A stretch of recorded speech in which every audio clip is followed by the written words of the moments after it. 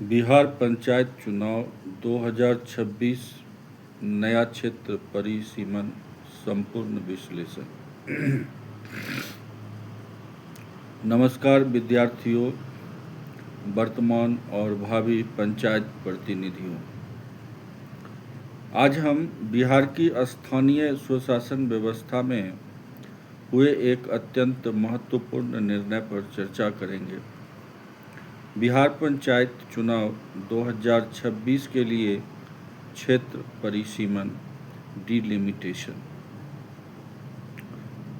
16 जुलाई की महत्वपूर्ण कैबिनेट बैठक में बिहार सरकार ने पंचायत चुनाव 2026 के लिए नए क्षेत्र परिसीमन को मंजूरी दे दी, जिसके अनुसार 2011 की जनगणना को आधार बनाकर पंचायत क्षेत्रों का नया परिसीमन किया जाएगा। ग्राम पंचायत, वार्ड, पंचायत समिति तथा जिला परिषद सभी स्तरों की निर्वाचन सीमाओं का पुनः निर्धारण होगा। जहां आवश्यक होगा वहां नए वार्ड बनाए जाएंगे। कुछ क्षेत्रों का विलय या पुनर्गठन भी किया जा सकता है। परिसीमन के बाद आरक्षण रोस्टर SC, ST, EBC, महिला आदि का भी नए सिरे से निर्धारण होगा। इसका प्रभाव क्या होगा? कई पंचायतों और वार्डों की सीमाएं बदल सकती हैं। अनेक संभावित उम्मीदवारों का निर्वाचन क्षेत्र बदल सकता है। मुखिया, सरपंच, पंचायत समिति सदस्य और जिला परिषद सदस्य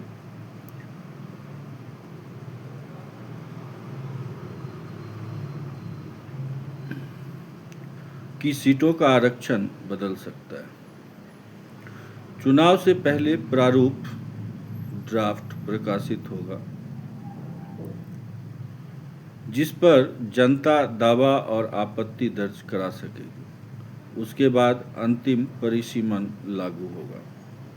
यदि आप VPSC, UPSC, बिहार पंचायत चुनाव या स्वयं चुनाव लड़ने की तैयारी कर रहे हैं, तो मैं इस नए परिसीमन निर्णय का धारावार विश्लेषण, पूरी प्रक्रिया, समय सीमा और संभावित राजनीतिक प्रभाव विस्तार से बताने का प्रयास करता हूं। यह विषय केवल बिहार पंचायत चुनाव तक सीमित नहीं है। यह भारतीय संविधान, लोकतंत्र, स्थानीय स्वशासन, सामाजिक न्याय, प्रशासनिक सुधार तथा चुनावी प्रतिनिधित्व से भी बड़े गहराई से जुड़ा हुआ है। UPSC, BPSC, Bihar panchayat, BSSC तथा अन्य प्रतियोगी परीक्षाओं के लिए भी यह अत्यंत महत्वपूर्ण है।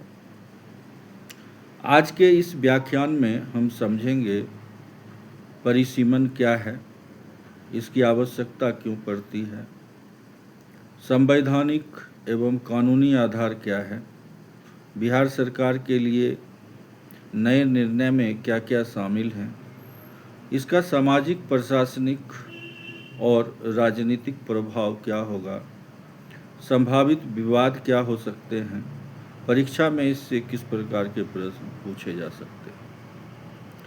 लोकतंत्र में प्रतिनिधित्व का मूल सिद्धांत है एक व्यक्ति, एक मत, समान प्रतिनिधित्व। यदि किसी वार्ड में 500 मतदाता हों और दूसरे वार्ड में 2500 मतदाता हों, जबकि दोनों से एक एक प्रतिनिधि चुना जाए, तो प्रतिनिधित्व असमान हो जाएगा। इसी असमानता को दूर करने के लिए समय समय पर निर्वाचन क्षेत्रों की सीमाओं का पुनर्निर्धारण किया जाता है, जिसे हम परिसीमन या डिलिमिटेशन कहते हैं। परिसीमन वह प्रक्रिया है जिसमें ग्राम पंचायतों की सीमाओं का पुनर्निर्धारण, वार्डों का पुनर्गठन पंचायत समिति क्षेत्रों का पुनर्संतुलन, जिला परिषद निर्वाचन क्षेत्रों का पुनर्निर्धारण किया जाता है ताकि प्रत्येक क्षेत्र में जनसंख्या का संतुलन बना रहे। परिसीमन या डिलिमिटेशन का संवैधानिक आधार 73वां संविधान संशोधन 1992 है। 73वां संविधान संशोधन 1992 पंचायती राज संस्थाओं को संवैधानिक दर्जा दिया। इनके महत्वपूर्ण अनुच्छेद 243, अनुच्छेद 243B, अनुच्छेद 243C, अनुच्छेद 243D, अनुच्छेद 243K हैं। इनके अनुसार राज्य सरकारें पंचायतों की संरचना एवं निर्वाचन क्षेत्रों का निर्धारण करती। बिहार में इस परिसीमन निर्णय प्रक्रिया का कानूनी आधार बिहार पंचायत राज अधिनियम है। इसी अधिनियम के अंतर्गत ग्राम पंचायत मुखिया, सरपंच, पंचायत समिति, जिला परिषद सभी निर्वाचन क्षेत्रों का निर्धारण किया जाता है। सम्राट चौधरी की हालिया कैबिनेट जो 16 जुलाई को संपन्न हुई, उस कैबिनेट ने पंचायत चुनाव से पूर्व नए परिसीमन की प्रक्रिया को मंजूरी दी। इस प्रक्रिया की मुख्य विशेषताएं हैं कि इसमें 2011 की जनगणना आधार होगी, ग्राम पंचायत सीमाओं की समीक्षा होगी, वार्डों का पुनर्गठन होगा, पंचायत समिति क्षेत्रों का पुनर्संतुलन होगा, जिला परिषद क्षेत्रों का पुनर्निर्धारण होगा और आरक्षण रोस्टर का पुनर्निर्धारण। परिसीमन की प्रक्रिया के मुख्य चरण हैं जनसंख्या आंकड़ों का विश्लेषण, प्रशासनिक सीमा का अध्ययन, प्रारूप या ड्राफ्ट तैयार करना, दावा एवं आपत्ति आमंत्रित करना, सार्वजनिक सुनवाई,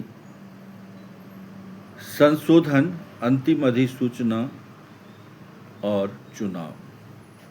परिसीमन के बाद अनुसूचित जाति, अनुसूचित जनजाति, अत्यंत पिछड़ा वर्ग, महिलाएं सभी के लिए आरक्षण रोस्टर पुनः निर्धारित होगा। परिसीमन क्यों आवश्यक था? मित्रों, पिछले वर्षों में कई नई बस्तियां बनी, कई गांवों की जनसंख्या बढ़ी, कुछ क्षेत्रों से पलायन हुआ, शहरीकरण बढ़ा। ऐसी स्थिति में पुराने वार्ड वास्तविक जनसंख्या का प्रतिनिधित्व नहीं कर रहे थे। परिसीमन से संभावित लाभ होगा हमें समान प्रतिनिधित्व, लोकतांत्रिक संतुलन, निष्पक्ष चुनाव, बेहतर प्रशासन, योजनाओं का उचित वितरण और स्थानीय विकास। परिसीमन की संभावित चुनौतियां भी हैं। राजनीतिक विवाद, आरक्षण परिवर्तन, पुराने नेताओं का क्षेत्र बदलना, न्यायालय में याचिकाएं समय पर प्रक्रिया को पूरी करना। परिसीमन की संभावित प्रशासनिक चुनौतियां भी हैं। लाखों मतदाताओं का पुनर्वर्गीकरण, नई मतदाता सूची, मतदान केंद्र निर्धारण, चुनाव कर्मियों का प्रशिक्षण और GIS आधारित मैपिंग। यह निर्णय नए नेतृत्व को अवसर देगा। पुराने राजनीतिक समीकरण बदल सकता है, दलों की रणनीति बदलेगी, पंचायत स्तर पर नए गठबंधन बन सकते हैं। यह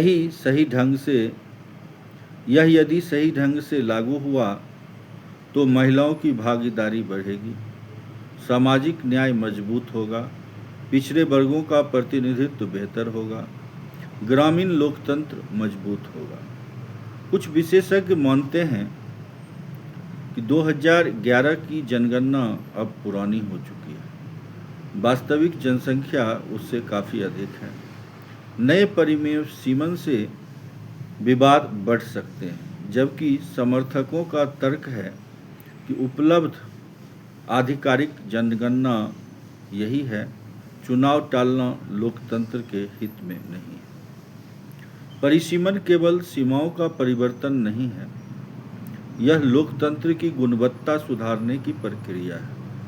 जब प्रत्येक नागरिक को समान प्रतिनिधित्व मिलता है, तभी संविधान की भावना, न्याय, समानता और लोकतांत्रिक सहभागिता सार्थक होती है। विद्यार्थियों, यह विषय आपके यूपीएससी, बीपीएससी, बिहार पंचायत चुनाव तथा अन्य राज्य स्तरीय प्रतियोगी परीक्षाओं के लिए अत्यंत महत्वपूर्ण है। हमने क्षेत्र परिसीमन को विस्तार से समझा। अब हम उस विषय पर चर्चा करेंगे जो पंचायत चुनाव में सबसे अधिक जिज्ञासा और विवाद का कारण बनता है। वह है आरक्षण या रिजर्वेशन और रोस्टर प्रणाली या रोस्टर सिस्टम। हर चुनाव में यह प्रश्न उठता है, इस बार कौन सी सीट महिला होगी, कौन सी सीट एससी, एसटी या ईबीसी के लिए आरक्षित होगी, क्या पिछली बार जिस सीट पर चुनाव लड़ा था इस बार भी लड़ पाएंगे, क्या परिसीमन के बाद आरक्षण बदल जाएगा।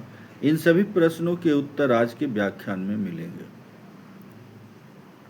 भारतीय संविधान का उद्देश्य केवल चुनाव कराना नहीं, बल्कि समावेशी लोकतंत्र, इंक्लूसिव डेमोक्रेसी स्थापित करना है।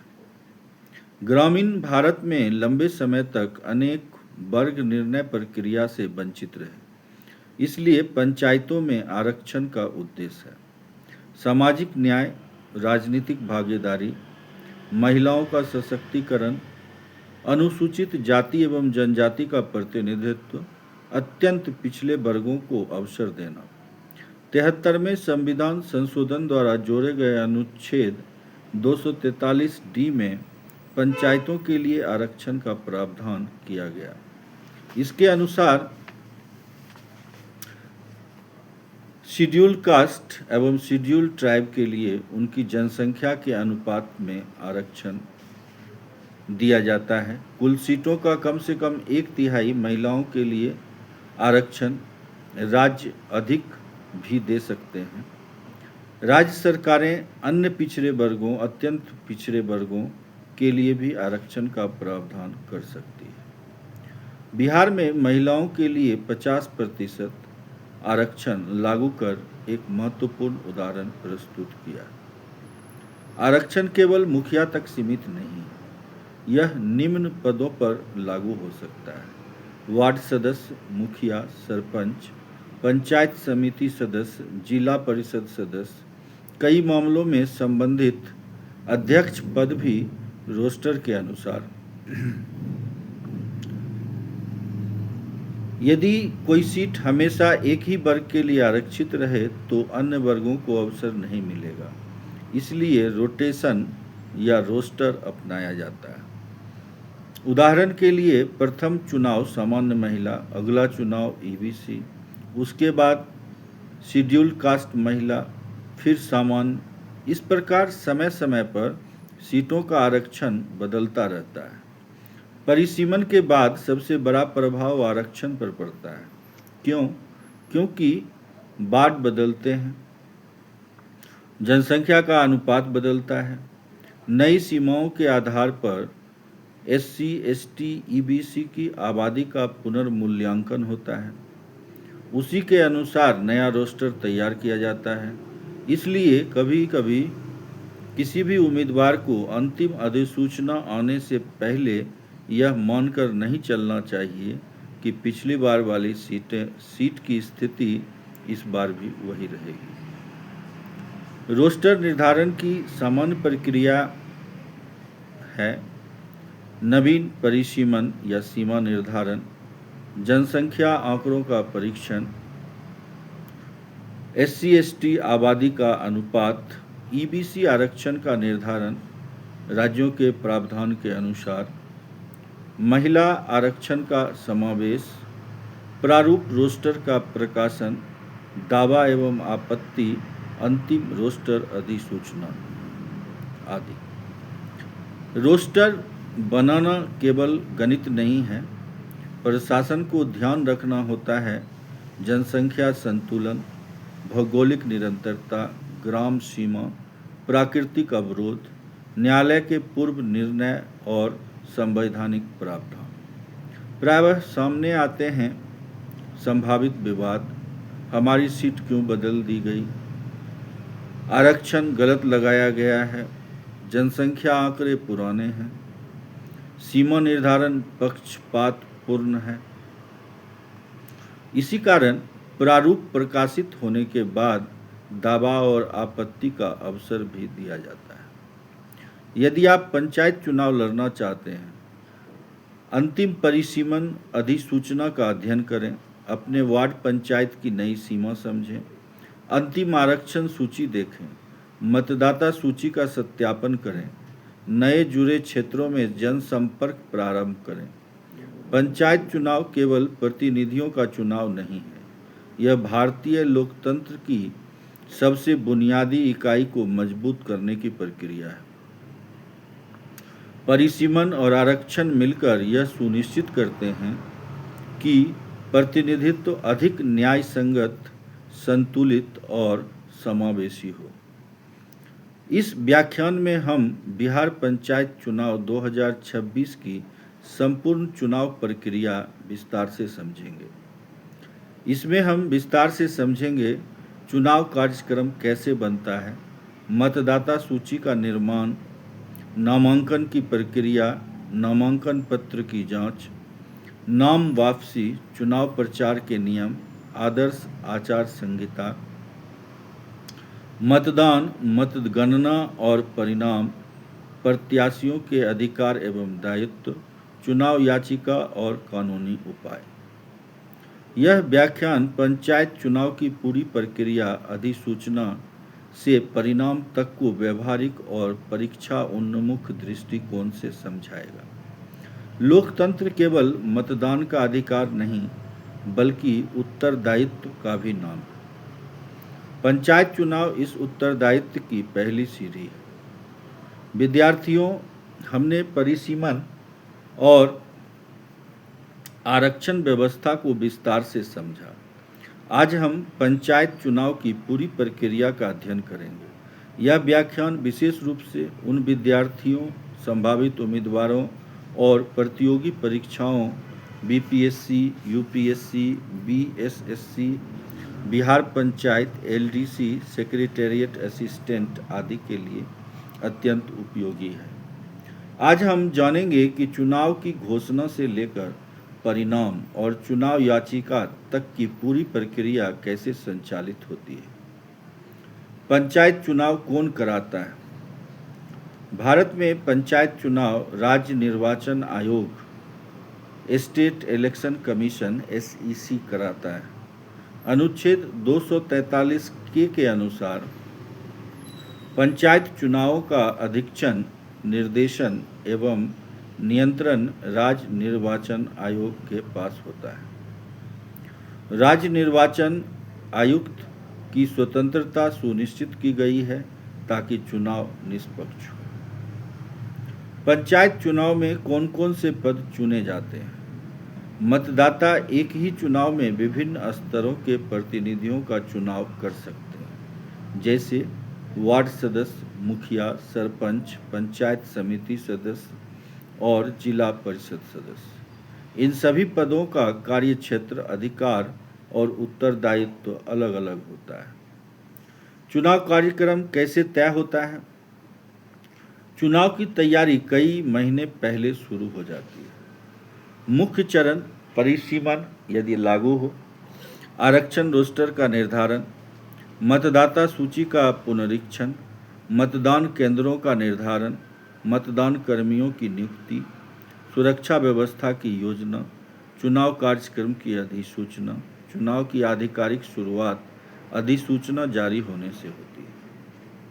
अधिसूचना में सामान्यतः निम्न बातें होती हैं: चुनाव की तिथि, नामांकन की अंतिम तिथि, नामांकन पत्रों की जांच, नाम वापसी की अंतिम तिथि, मतदान दिवस, मतगणना की तिथि।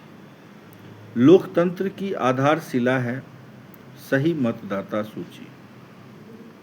यदि किसी योग्य नागरिक का नाम सूची में नहीं है तो वह मतदान नहीं कर सकेगा।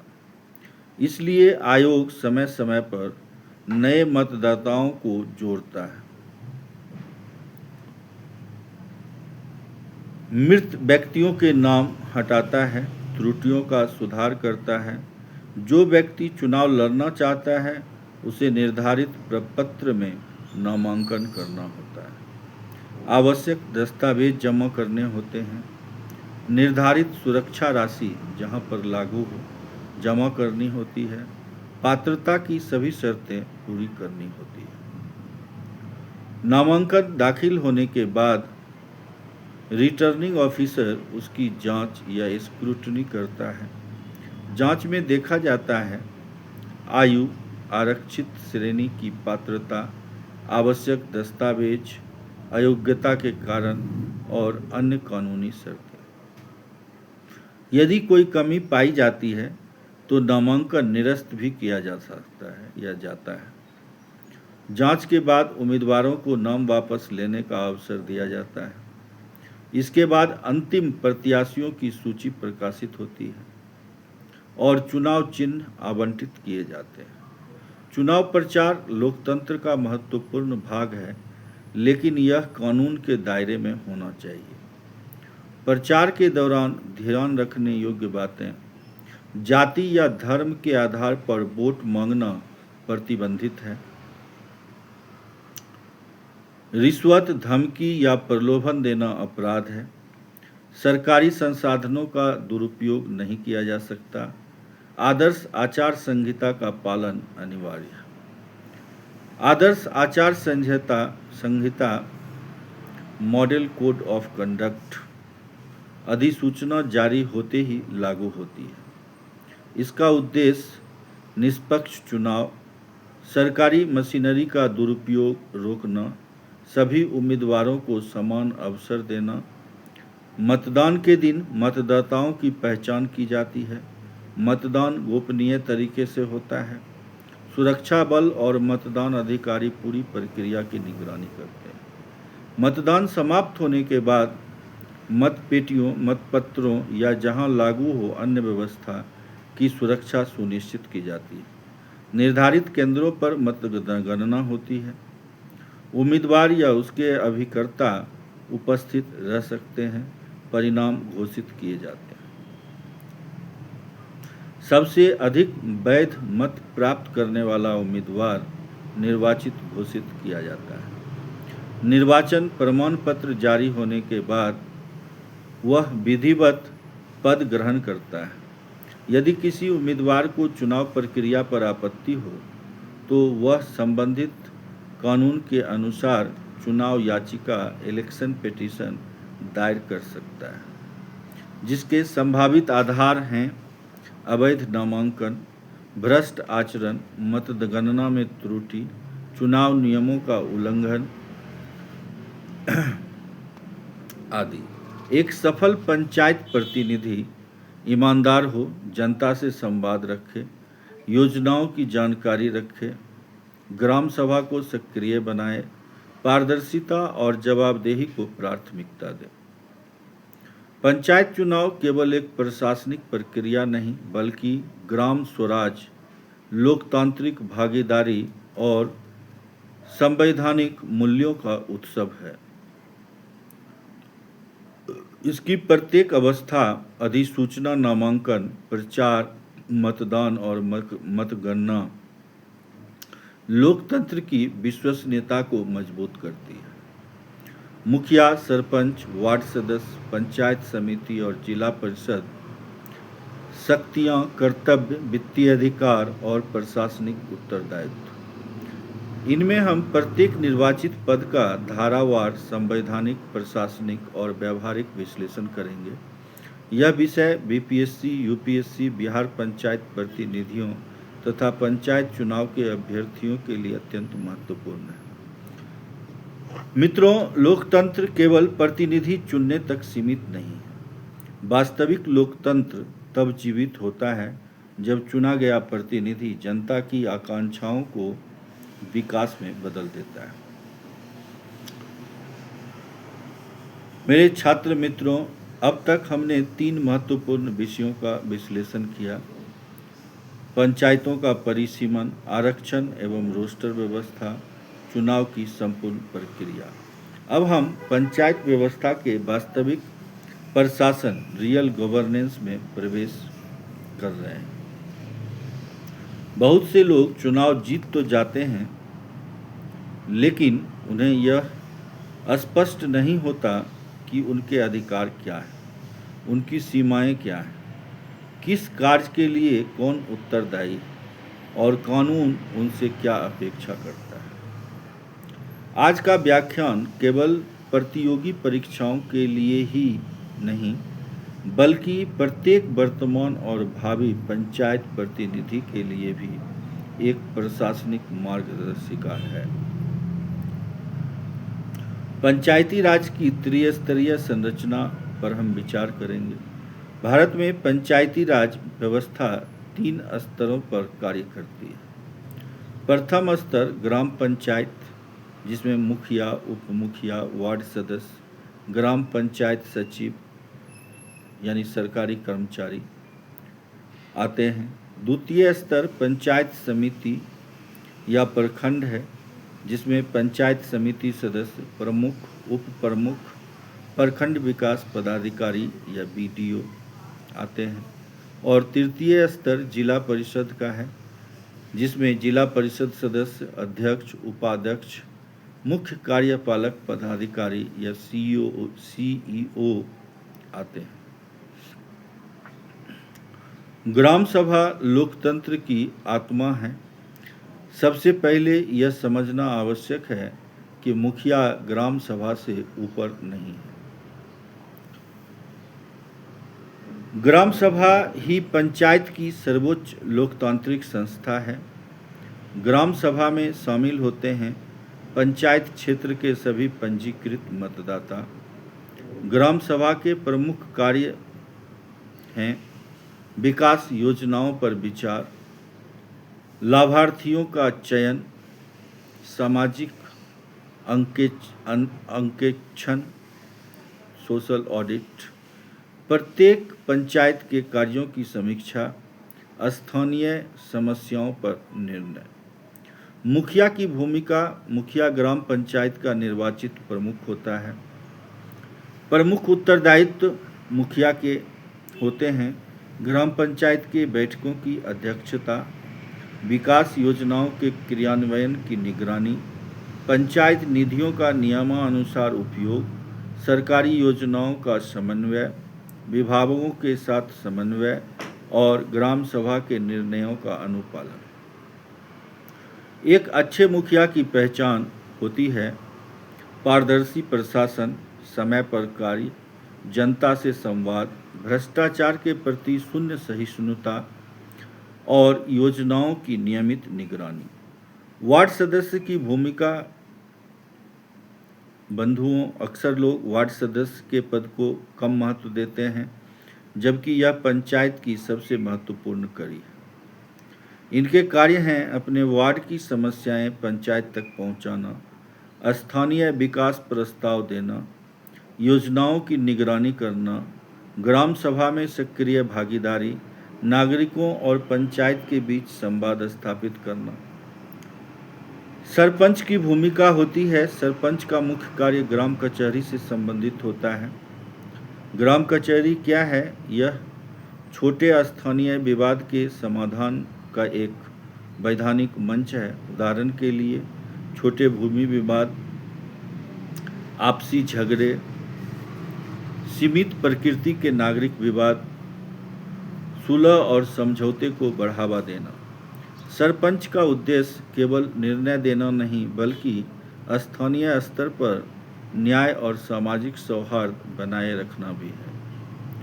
पंचायत समिति सदस्य: यह प्रतिनिधि ग्राम पंचायत और प्रखंड प्रशासन के बीच सेतु का कार्य करता है। इनके प्रमुख कार्य हैं प्रखंड स्तरीय योजनाओं पर विचार, विकास कार्यों की समीक्षा, शिक्षा, स्वास्थ्य, कृषि, सिंचाई आदि कार्यक्रमों की निगरानी, विभिन्न पंचायतों के बीच समन्वय। प्रमुख या समिति प्रमुख पंचायत समिति का निर्वाचित अध्यक्ष होता है। इनके उत्तरदायित्व होते हैं पंचायत समिति की बैठकों का संचालन, प्रखंड स्तर की विकास योजनाओं की निगरानी, बीडीओ के साथ समन्वय, योजनाओं के प्रभावी क्रियान्वयन की समीक्षा। जिला परिषद सदस्य जिला स्तर की विकास योजना में इनकी महत्वपूर्ण भूमिका होती है। इनके प्रमुख कार्य होते हैं जिला विकास योजना पर विचार, बड़े आधारभूत ढांचा परियोजनाओं की निगरानी, विभिन्न विभागों के बीच समन्वय, जिला स्तर पर विकास प्राथमिकताओं का निर्धारण। बंधुओं, पंचायत की आय के स्रोत क्या हैं? एक सशक्त पंचायत केवल योजनाओं पर निर्भर नहीं रहती। उसकी आय के स्रोत हो सकते हैं राज्य कानूनों और नियमों के अनुसार राज्य सरकार से अनुदान, केंद्रीय वित्त आयोग का अनुदान, राज्य वित्त आयोग की अनुशंसाओं पर प्राप्त धन, कर एवं शुल्क जहां पर इसका प्रावधान हो, लाइसेंस शुल्क, जल, बाजार, मेला आदि से प्राप्त आय यदि लागू हो, विशेष परियोजना अनुदान। पंचायत निधि का उपयोग, धन का उपयोग केवल विकास कार्यों के लिए नहीं बल्कि नियमानुसार होना चाहिए, जिनके मुख्य क्षेत्र हैं सड़क, नाली, पेयजल, स्वच्छता, स्ट्रीट लाइट, सामुदायिक भवन, विद्यालय परिसर सुधार, आंगनबाड़ी सहयोग और पर्यावरण संरक्षण। पारदर्शिता और जवाबदेही। हर पंचायत प्रतिनिधि को यह समझना चाहिए कि सत्ता अधिकार नहीं, उत्तरदायित्व है। इसलिए कार्यों का अभिलेख रखें, वित्तीय नियमों का पालन करें, ग्राम सभा में जानकारी साझा करें, सामाजिक अंकेक्षण को प्रोत्साहित करें, सूचना का अधिकार या आरटीआई के प्रावधानों का सम्मान करें। पंचायत प्रतिनिधियों से होने वाली समान भूलें हैं नियम जाने बिना निर्णय लेना, ग्राम सभा की उपेक्षा करना, योजनाओं में पारदर्शिता न रखना, वित्तीय अभिलेखों की अनदेखी, विभागीय समन्वय का अभाव और व्यक्तिगत और सार्वजनिक हित में अंतर न करना। यदि पंचायत प्रतिनिधि अपने अधिकारों के साथ साथ अपने कर्तव्यों को भी समझें तो गांव का विकास केवल सरकारी योजनाओं पर निर्भर नहीं रहेगा बल्कि जन भागीदारी, पारदर्शिता और सुशासन के माध्यम से तेजी से आगे बढ़ेगा। बिहार पंचायतों की वित्तीय व्यवस्था, वित्त आयोग, बजट निर्माण, ई गवर्नेंस, सामाजिक अंकेक्षण, आरटीआई, डिजिटल पंचायत और भ्रष्टाचार निरोधक तंत्र, यह पंचायत प्रशासन को आधुनिक, पारदर्शी और उत्तरदायी शासन प्रणाली के रूप में समझने के लिए अत्यंत महत्वपूर्ण होगा और बीपीएससी, यूपीएससी, राज्य सेवा परीक्षाओं तथा नवनिर्वाचित पंचायत प्रतिनिधियों के लिए एक उन्नत संदर्भ सामग्री का कार्य करेगा। मित्रों, किसी पंचायत की वास्तविक शक्ति उसके पदों में नहीं बल्कि उसकी वित्तीय क्षमता, पारदर्शिता और जन विश्वास में निहित होती है। विद्यार्थियों, अब तक हमने जाना पंचायतों की संरचना, चुनाव प्रक्रिया, परिसीमन, आरक्षण, विभिन्न जनप्रतिनिधियों के अधिकार एवं कर्तव्य। लेकिन एक महत्वपूर्ण प्रश्न अभी भी शेष है, क्या केवल चुनाव जीत लेने से विकास हो जाता है? उत्तर है नहीं। यदि पंचायत के पास वित्तीय संसाधन नहीं, यदि बजट वैज्ञानिक नहीं है, यदि धन का उपयोग नियमों के अनुसार नहीं होता, तो विकास केवल कागजों तक सीमित रह जाता है। अब हम समझेंगे कि पंचायतों में पैसा कहाँ से आता है, उसका उपयोग कैसे होता है और भ्रष्टाचार रोकने के लिए कौन कौन से संस्थागत तंत्र मौजूद हैं। 73वें संविधान संशोधन ने केवल पंचायतों का गठन नहीं किया, बल्कि उन्हें वित्तीय रूप से सशक्त बनाने की भी व्यवस्था की है। मुख्य संवैधानिक प्रावधान अनुच्छेद 243H पंचायतों को कर, शुल्क एवं फीस लगाने की शक्ति देते हैं। अनुच्छेद 243I राज्य वित्त आयोग, स्टेट फाइनेंस कमीशन और अनुच्छेद 280 केंद्रीय वित्त आयोग, जो स्थानीय निकायों के लिए भी अनुदान की अनुशंसा करता है। पंचायत की आय कई स्रोतों से प्राप्त हो सकती है। केंद्रीय सहायता, केंद्रीय वित्त आयोग अनुदान, विभिन्न केंद्रीय योजनाओं के अंतर्गत धन, राज्य सरकार से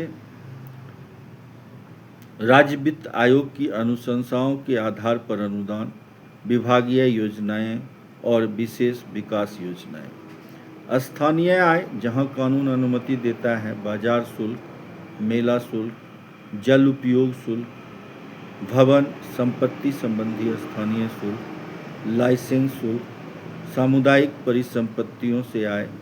हर पंचायत को एक वार्षिक बजट तैयार करना चाहिए। एक अच्छे बजट में शामिल होना चाहिए अनुमानित आय, अनुमानित व्यय, प्राथमिक विकास कार्य, आपातकालीन निधि, अधूरे कार्यों का प्रावधान और रखरखाव या मेंटेनेंस।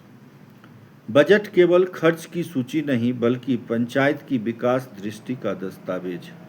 सीमित संसाधनों में प्राथमिकता तय करना ही सुशासन है, जिसकी सामान्य प्रक्रियाएं हैं: स्वच्छ पेयजल, सड़क एवं नाली स्वच्छता, स्ट्रीट लाइट, प्राथमिक शिक्षा का सहयोग, आंगनबाड़ी, सामुदायिक भवन, जल संरक्षण, वृक्षारोपण, सार्वजनिक स्वास्थ्य आदि। आज पंचायत प्रशासन तेजी से डिजिटल हो रहा है। इसके प्रमुख उद्देश्य हैं पारदर्शिता, समयबद्ध सेवा, रिकॉर्ड का डिजिटलीकरण, ऑनलाइन निगरानी, नागरिक सेवाओं को सरल बनाना। डिजिटल प्लेटफॉर्म के माध्यम से कई योजनाओं की प्रगति, भुगतान और अभिलेखों की निगरानी संभव होती है। सामाजिक अंकेक्षण या सोशल ऑडिट। सामाजिक अंकेक्षण का अर्थ है जनता स्वयं विकास कार्यों की समीक्षा करे। इसमें नागरिक देखते हैं कार्य वास्तव में हुआ या नहीं, गुणवत्ता कैसी है, धन का उपयोग सही हुआ या नहीं, लाभ सही लोगों तक पहुंचा या नहीं। यह केवल सरकारी ऑडिट नहीं, बल्कि जनता द्वारा जनता के लिए निगरानी की प्रक्रिया है। सूचना का अधिकार लोकतंत्र की पारदर्शिता का महत्वपूर्ण साधन है। यदि किसी नागरिक को पंचायत के कार्यों, योजनाओं या सर्व खर्च की जानकारी चाहिए, तो वह विधि के अनुसार सूचना मांग सकता है। इससे जवाबदेही बढ़ती है, भ्रष्टाचार कम होता है, नागरिकों का विश्वास मजबूत होता है। भ्रष्टाचार को रोकने के भी अनेक उपाय हैं। एक आदर्श पंचायत में सभी निर्णय अभिलेखित हों, भुगतान नियमानुसार हो, निविदा प्रक्रिया जहां लागू हो का पालन हो, ग्राम सभा को नियमित जानकारी दी जाए, सामाजिक अंकेक्षण कराया जाए, शिकायतों का समयबद्ध निस्तारण। पंचायत प्रतिनिधियों के लिए आचार संहिता। एक जनप्रतिनिधि को सार्वजनिक धन को निजी संपत्ति न समझना चाहिए। हितों के टकराव, कॉन्फ्लिक्ट ऑफ इंटरेस्ट से बचना चाहिए। सभी नागरिकों के साथ समान व्यवहार करना चाहिए। कानून और वित्तीय नियमों का पालन करना चाहिए। एक आदर्श पंचायत का मॉडल। एक विकसित पंचायत की पहचान: स्वच्छ सड़कें, सुरक्षित पेयजल, नियमित ग्राम सभा, डिजिटल रिकॉर्ड, समय पर योजनाओं का क्रियान्वयन, पारदर्शी वित्तीय व्यवस्था, सक्रिय महिला एवं युवा भागीदारी, पर्यावरण संरक्षण, सामाजिक समरसता। एक सशक्त पंचायत केवल सरकारी धन से नहीं बनती, वह ईमानदार नेतृत्व, जागरूक नागरिकों और पारदर्शी प्रशासन से बनती है। जब ग्राम सभा सक्रिय होगी, वित्तीय अनुशासन मजबूत होगा और तकनीक का सही उपयोग होगा, तभी संविधान का ग्राम स्वराज का सपना साकार होगा। एक सफल जनप्रतिनिधि चुनाव जीतने की तैयारी नहीं करता, वह समाज का विश्वास जीतने की तैयारी करता है। प्रिय विद्यार्थियों, आज का ये व्याख्यान सबसे महत्वपूर्ण और उन्नत सत्र है। यहाँ हम केवल कानून या चुनाव प्रक्रिया नहीं, बल्कि नीति, पॉलिसी, प्रशासन, एडमिनिस्ट्रेशन, संविधान, कॉन्स्टिट्यूशन, न्यायपालिका, ज्यूडिशरी, चुनाव प्रबंधन, इलेक्शन मैनेजमेंट और ग्रामीण विकास, रूरल गवर्नेंस को एक साथ समझेंगे। यह व्याख्यान निम्न परीक्षाओं के लिए अत्यंत उपयोगी है: यूपीएससी, GS2, GS4 ऐसे and interview, BPSC, Bihar panchayat election, BSSC, LDC, Panchayati Raj department recruitment, rural development recruitment और स्टेट PCS परीक्षाएं। इस समय चर्चा में रहने वाले प्रमुख मुद्दे: पंचायत क्षेत्रों का नया परिसीमन, आरक्षण रोस्टर का पुनर्निर्धारण, मतदाता सूची का पुनरीक्षण, डिजिटल चुनाव प्रबंधन, महिलाओं की भागीदारी, वित्तीय पारदर्शिता, पंचायतों की डिजिटल निगरानी, ग्राम सभा को अधिक प्रभावी बनाना, जलवायु परिवर्तन और स्थानीय शासन, ग्रामीण रोजगार एवं स्थानीय अर्थव्यवस्था। एक उम्मीदवार को किन दस्तावेजों की तैयारी रखनी चाहिए? नामांकन से पहले मतदाता सूची में नाम की पुष्टि, आयु संबंधी प्रमाण, श्रेणी यदि आरक्षित सीट हो से संबंधित वैध प्रमाण पत्र, निर्वाचन आयोग द्वारा निर्धारित अन्य आवश्यक दस्तावेज। सभी घोषणाएं सही एवं सत्य हों। ध्यान दें, वास्तविक दस्तावेजों की सूची और प्रारूप राज्य निर्वाचन आयोग की अधिसूचना के अनुसार ही मान्य होंगे। चुनाव प्रचार की आदर्श रणनीति अपनाएं। एक जिम्मेदार उम्मीदवार घर घर संवाद करे, ग्राम सभा में भाग ले, स्थानीय समस्याओं पर आधारित घोषणा पत्र बनाए, सोशल मीडिया का जिम्मेदारी से उपयोग करे, भ्रामक सूचना से बचे, जाति, धर्म या नफरत पर आधारित प्रचार से दूर रहे।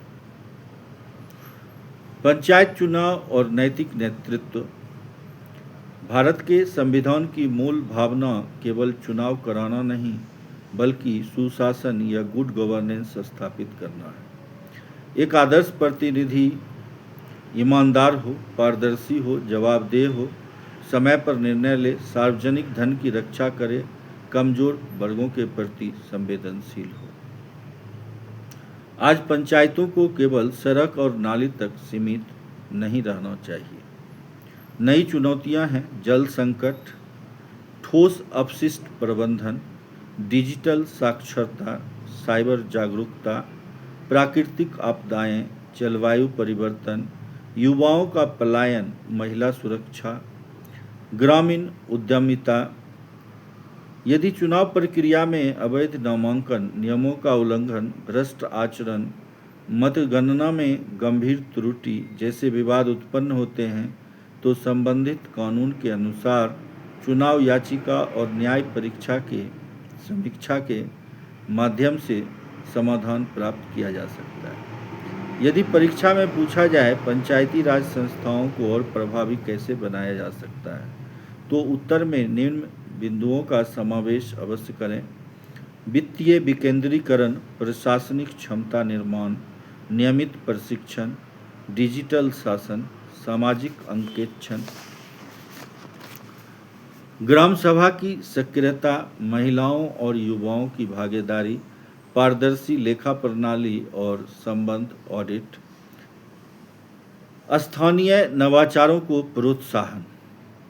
एक ग्राम पंचायत में सड़क निर्माण के लिए धन स्वीकृत हुआ, 6 महीने बाद सड़क अधूरी है, भुगतान लगभग पूरा हो चुका है, ग्राम सभा नहीं बुलाई गई, नागरिक शिकायत कर रहे हैं। यदि आप मुखिया हों तो एक आदर्श उत्तर क्या होगा? कार्य का तत्काल निरीक्षण, तकनीकी सत्यापन, भुगतान अभिलेखों की जांच, ग्राम सभा बुलाना, संबंधित अधिकारियों को सूचित करना, दोषियों पर नियमानुसार कार्रवाई, कार्य पूर्ण होने तक नियमित निगरानी। यदि आपसे साक्षात्कार या इंटरव्यू में पूछा जाए पंचायत लोकतंत्र की सबसे मजबूत इकाई क्यों, तो उत्तर का सार होना चाहिए क्योंकि पंचायत जनता के सबसे निकट है, स्थानीय समस्याओं को बेहतर समझती है, लोकतांत्रिक सहभागिता बढ़ाती है, विकेंद्रीकरण को मजबूत करती है, विकास योजनाओं को स्थानीय आवश्यकताओं से जोड़ती है। बंधुओं, कुछ महत्वपूर्ण वस्तुनिष्ठ MCQs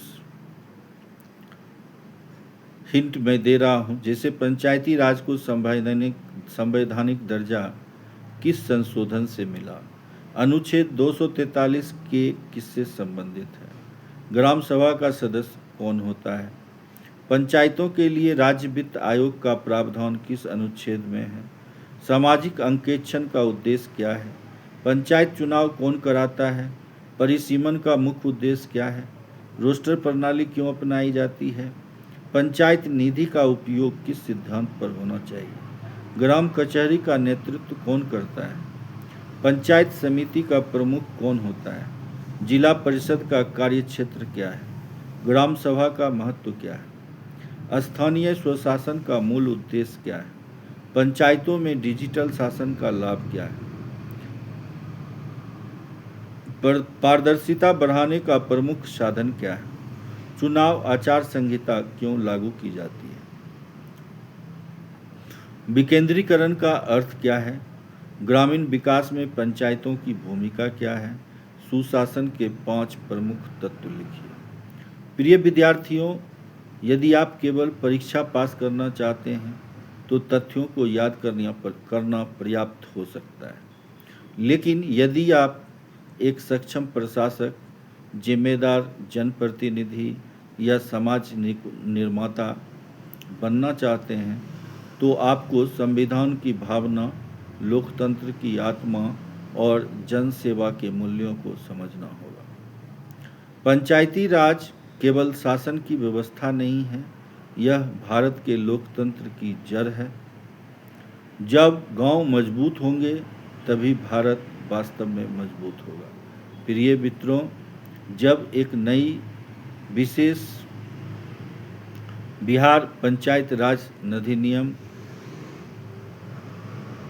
धारा दर धारा सेक्शन वाइज कंप्लीट कमेंट्री आधारित एक मानक संदर्भ रेफरेंस कोर्स मैं तैयार कर रहा हूं, जिसमें शामिल होंगे प्रत्येक धारा की सरल व्याख्या, विधायी उद्देश्य, लेजिस्लेटिव इंटेंट, व्यावहारिक उदाहरण, बिहार सरकार के नियम, प्रमुख